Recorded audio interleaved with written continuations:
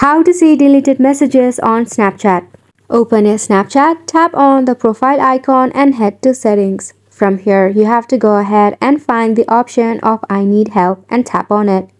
Next, you have to go ahead and scroll down, then tap on contact us. Once you are here, tap on I need help with a Snapchat feature. Once you have tapped on it, you have to go ahead and select the option of settings. After that, you'll be given a form to fill.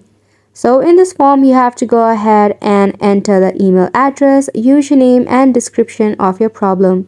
So you can go ahead and enter the username of your Snapchat, email address, link to your Snapchat, then a description of your problem. Here you can write, you need a copy or a report of your messages including your deleted ones. You can also mention to send the report or the copy of the messages to your email address linked to your Snapchat right there. So you can just go ahead and tap on submit button once you have written all of those.